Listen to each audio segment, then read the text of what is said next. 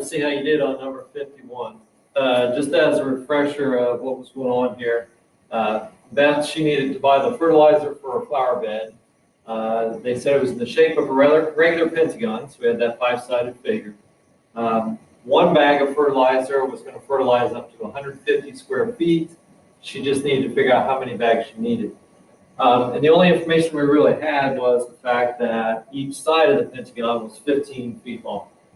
All right, so using that information, they want us to find the area and eventually how many bags of fertilizer that Beth would need. All right, well, let's start with the area. Remember, with regular polygons, a good way of approaching this is to set up an isosceles triangle, find the area of that isosceles triangle, and then keep in mind, in this case, there would be 5 of those isosceles triangles. So if I created all of them, we'd have 5 of them.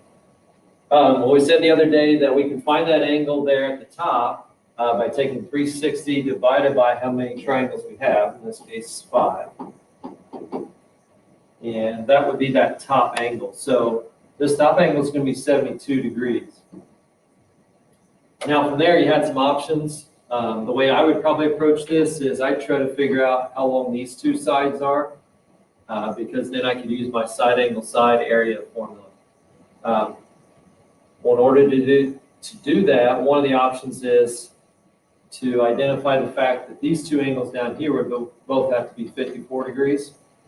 And then I could do law of sines. So I'm going to set this up as the sine of 72 over 15 is equal to the sine of 54 over x.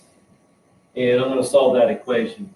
So if I take 15 times the sine of 54, divide that answer by the sine of 72, I find out that x is approximately 12.76. Well, now that I know these 2 sides are both 12.76,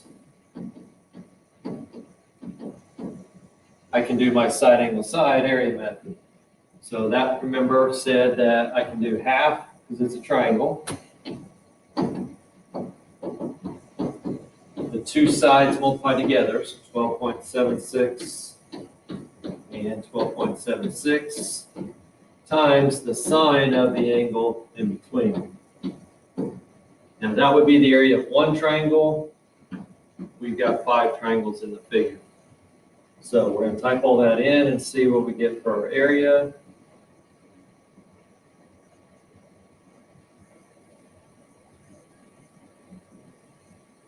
And so my area turns out to be 387.12, and that was feet, so square feet. So that would answer the first part of the question. The second part of the question said, how much fertilizer does she need, or how many bags does she need? Well, remember, 1 bag was going to cover 150 square feet. So I'm going to take my area and I'm going to divide it by 150. So when I do that, I get approximately 2.58. But we know I can't go into the store and say, hey, give me 2.58 bags of fertilizer. They're going to say, well, you got to buy 3 bags. So for this one, our area was approximately 387.12 square feet, and that meant that I needed 3 bags of fertilizer.